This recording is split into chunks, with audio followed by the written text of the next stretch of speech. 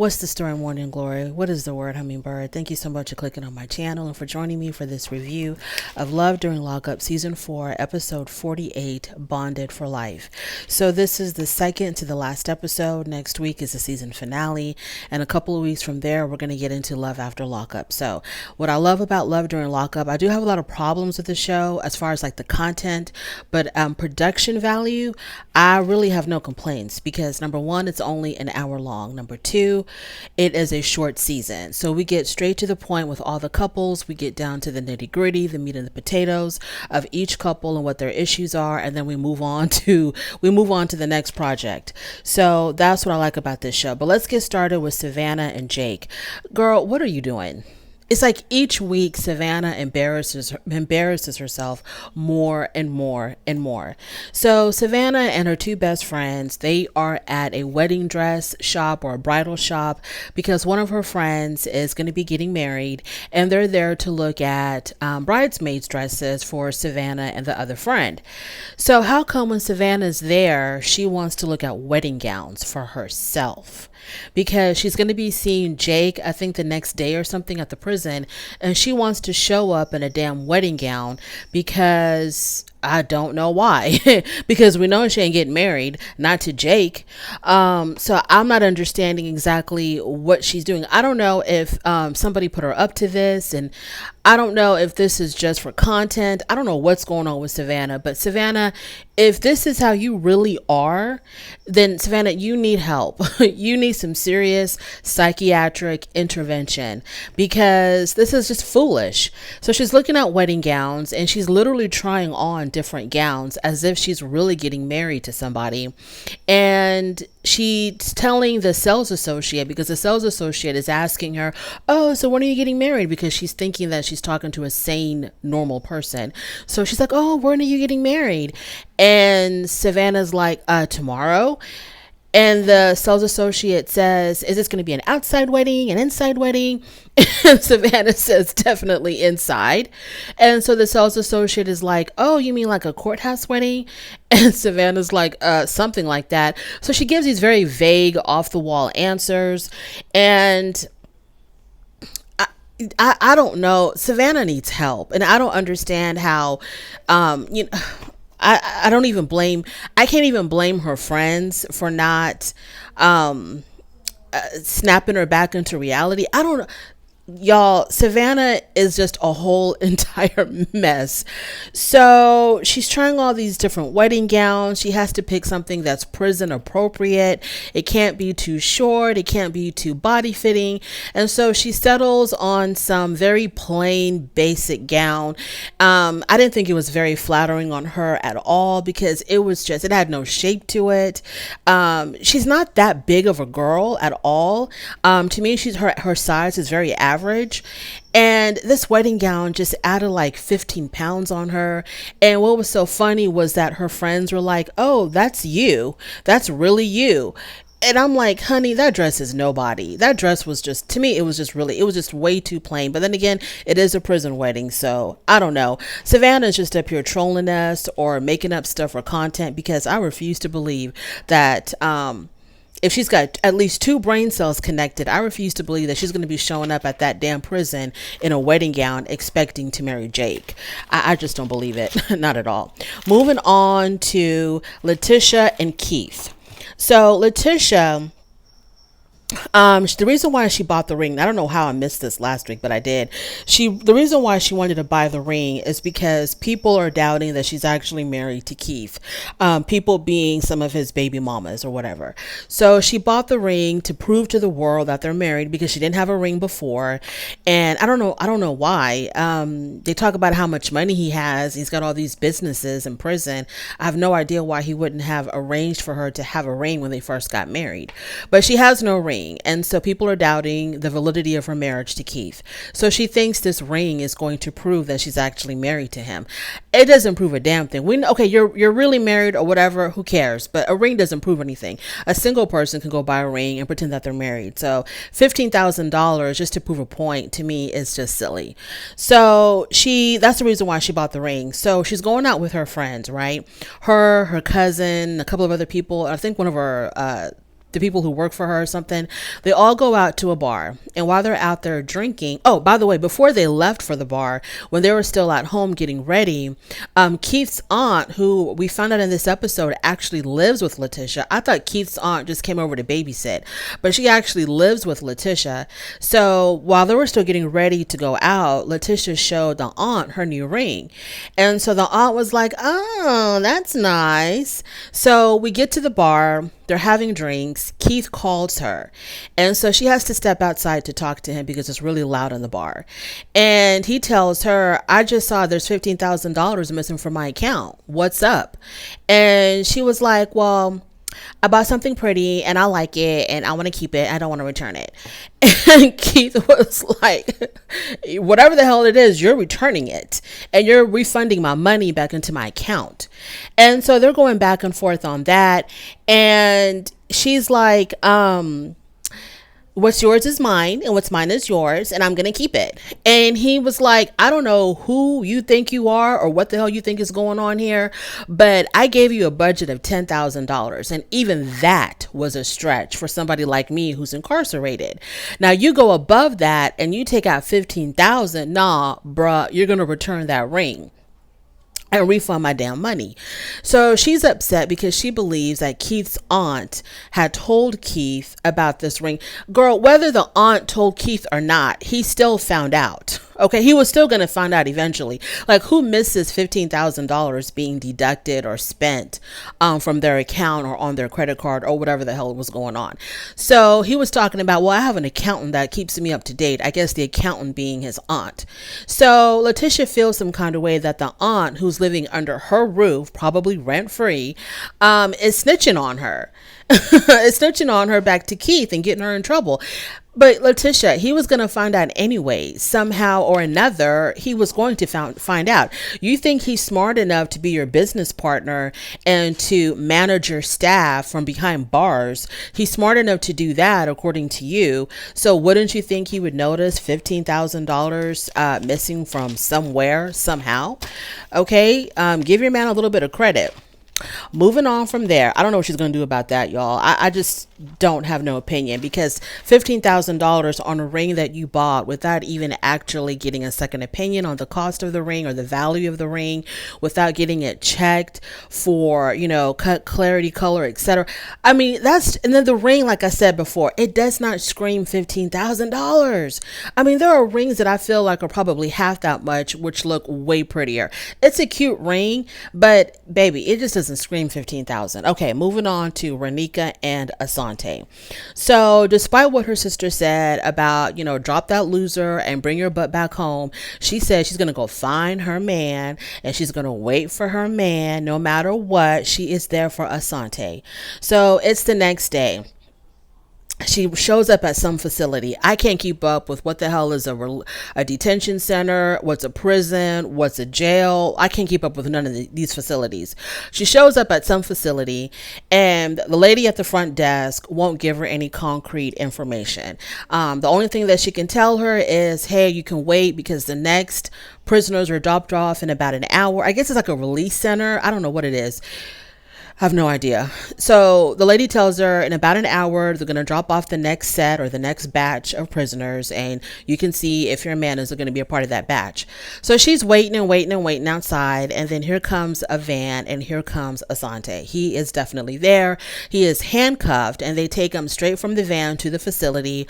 They don't even have time to exchange any type of anything. And this is the first time that she's seeing him live and in living color, because they have never met before in person.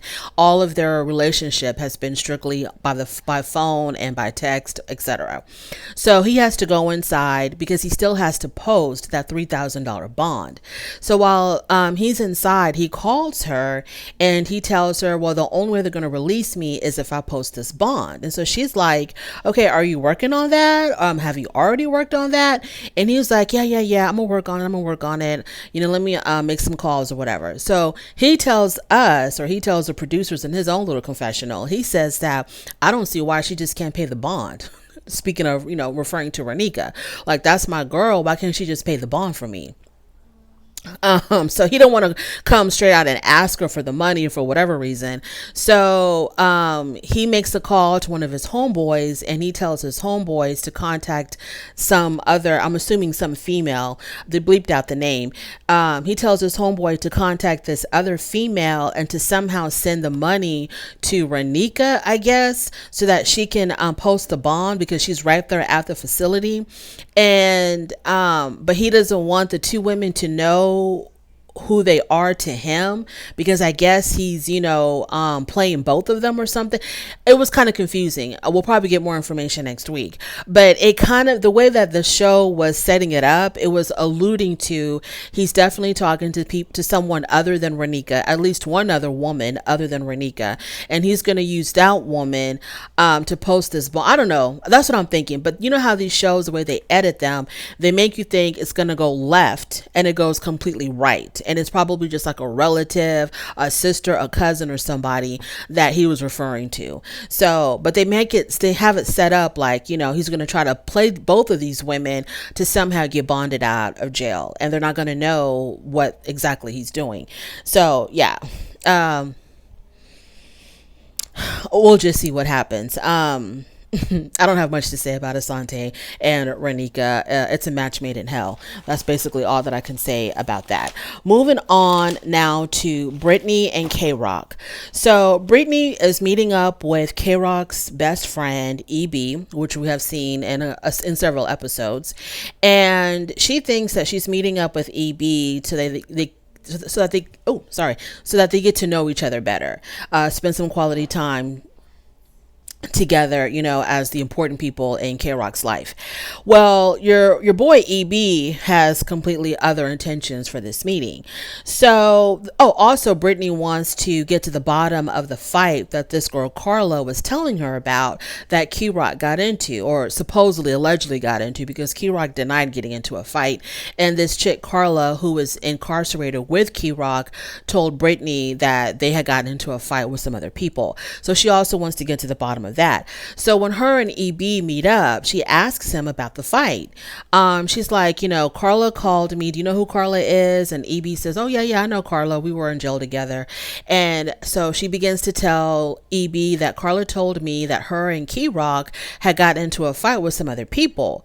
But K-Rock denied it. And so EB says, K-Rock did not get into a fight. Don't believe anything that Carla tells you. And so she was like, why not? Why would this girl tell me this if it's not true? And EB said, because she's just really obsessed with K-Rock and she's just trying to get in between you and K-Rock, I guess. But EB don't want to talk about Carla. EB wants to talk about Brittany and who Brittany used to live with. So EB says, who were you living with when you first came out of jail? And she says, I was living with my homegirl, whatever her name is. And so EB was like, well, weren't you living with somebody else? And so Brittany's like, don't do this. Don't do this to me. Don't do this right now. And EB was like, because I have been watching you since day one. Okay. When you were living with your homegirl, I was right up the street. And so it didn't take much for me to keep my tabs on you. And I would see that you would come home and, some dude would pick you up from school and y'all be driving around or whatever the hell. But EB says for sure and for certain that he saw Brittany living with this other person, this other man that was sharing this home with her and her best friend.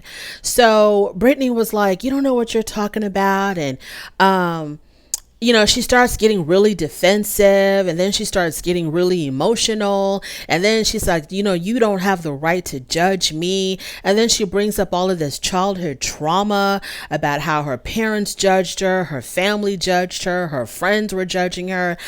She was sleeping outside as a little girl because people were always judging her. And so she left that environment, that judgy environment, thinking that she was going to go into a judge-free zone, dating K-Rock and whatnot. And here's his best friend passing judgment on her. And she's like, it's not fair that you're judging me and you don't know what was going on. And EB was like, I know what I saw. Okay, I saw what I saw. I saw you and this dude living together in this house and y'all driving around. That's what I saw. And Brittany then says, well, me and K-Rock, we had an arrangement and you know nothing about that. And then she was alluding to possibly when K-Rock cheated, like they have broken up, and during that brief time of their breakup, this, you know, this little window of time when she wasn't with K-Rock, she was seeing somebody else or whatever. It was very convoluted, but her defensiveness and her trying to, you know, make herself out to be the victim when he's trying to confront her about being with another man, it just seemed a little bit too fishy for me. Okay, it's either you were with this dude or you weren't, because why wasn't that the first thing out of your mouth to say, yes, I was living with this dude because we were together, because me and K-Rock were not. So yes, what you saw is what you saw. That was my boyfriend, that was my man at the time, and me and K-Rock were broken up. Now what? And I already told K-Rock about this, but instead she gets defensive, and then she wants to, you know, make herself out like the victim because as childhood trauma and my childhood and everybody was judging me. It's like, what does that have to do with EB's 2020 vision and seeing you with this other man living together when you were supposedly supposed to be dating K-Rock? What does that have to do with that, girl? Like, what are you trying to say? So yeah, her story seemed it was kind of shaky to me at best. Okay. So EB was like, I don't know what the hell you're talking about, but you were with my boy K-Rock and you were living with another man. So what's up with that? And that's where that situation ended. So did K-Rock know or did he not know? Did they have an understanding or did they not?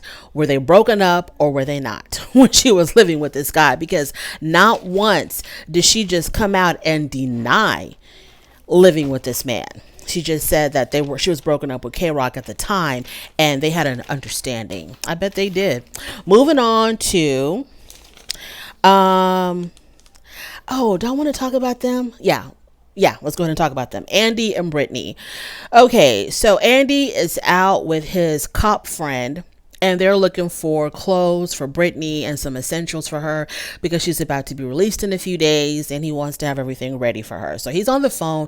On his way to the store though, he is talking to Brittany on the phone and asking her, so what do you want me to buy you? And she says, oh, I want you to buy me, you know, pants, shirts, hats. And he was like, well, anything for later on. And she was like, you know, playing stupid because, you know, girl, you know, at some point you're gonna have to pay the piper. Okay. Yeah, at some point you're gonna have to pay the piper. And he's looking forward to collecting. Okay, so he goes, well, what about anything for later on? And she plays stupid and she's like, later on, what do you mean? And he's like, what about some lingerie for later on? And she just starts cackling. Yeah, it ain't gonna be funny once he comes to collect. You won't be laughing. So they get to the store and the cop friend is with him and, you know, he's still on the phone with Brittany. And so he introduces his cop friend to Brittany and Brittany goes, oh, you're the one that was, you know, doing the background checks on me. So did you find out anything that was worrisome or problematic? And he's like, yeah, because I saw that you had a lot of past cohabitants, as in a whole bunch of men you were living with at different addresses. And she says, yeah, I lived at about 3 different addresses. And she just kept it at that. And so the friend wanted to know, like, are you talking to other people when you're talking to my friend Andy here? Are you carrying on other relationships? And she's like, well, there's been people who sent me messages, but I've only really devoted my time and attention to Andy. Okay. Andy, honey, if you like it, we love it. Okay. You live in the world of delusion with Savannah over there. And we're just going to leave y'all over there. And we're going to continue on with reality over here. So Jade and Chris, honey, they are still on the way to this damn powwow. This powwow has been looming ahead of us, it seems like, for 5 years. So finally they get to there's been so much talk about the powwow, but because it's on prison grounds, we didn't get to see it. There was a whole bunch of talk about it, but unfortunately we missed out as the viewers to actually see the powwow. So the next time that we see them, they're coming from the powwow, and it went well. It went really, really well. Chris, according to Jade's sister, Chris was extremely charming. And Jade's sister said that Chris was all over Jade. He was very affectionate with her. And so the sister has like a different opinion now of Chris. Now she sees Chris as a good guy because I guess she saw how much, Chris and Jade loved each other. And so her opinion of him has kind of changed, where she sees him in a more positive light. And Jade, whatever issues, concerns that she had with Chris and how he's using his money and how he's gonna, what's gonna happen to her if they get a divorce, and all of those financial issues that she had completely flew out the window. She was just so enamored by being around her husband again that she didn't want to talk about anything too serious. And so they just had a really, really good time. And then after the powwow, she takes her sister to the spot where she can say goodbye to Chris because he's at the window of his little cell, I guess, and he's leaning out the window. And so they're saying their goodbyes there, and Chris says to the sister, I'm so glad that we were able to make up and overcome our differences, and I just hope that this continues, etc., etc. The sister feels the same way. So it's like one cute little happy family. Everybody's happy in the afterglow of the powwow. Everybody's getting along really well.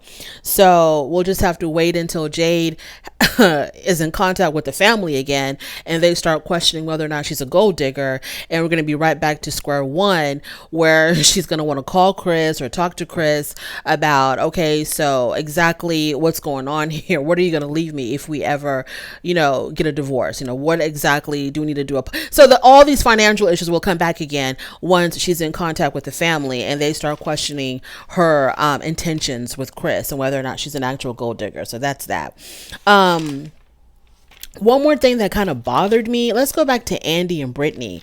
So when we're with Andy and Brittany, I forgot to talk about how he had all this money that he had saved up for Brittany. So because the friend asked him, are you going to, is she going to be working when she comes out of prison? And he's like, no, she's not going to work. She's going to stay home because I need her to concentrate on her sobriety. And then he pulls out this cash. He had like $500 in cash. He says, I've actually set up a Brittany fund. I've been putting money aside for her so that she can use this money when she comes out of prison. Andy, what about a college fund for your children? Have you set that up? How much money is in each of your 3 children's college fund? You're up here talking about a Brittany fund. What's up with the kids' college fund? That's really all I have to say about that. I forgot to mention that. Thank you so much for joining me. I really do appreciate it. On your way out, please don't forget to rate the video. If you like this content, subscribe to my channel, and I'll definitely talk to you later. Bye.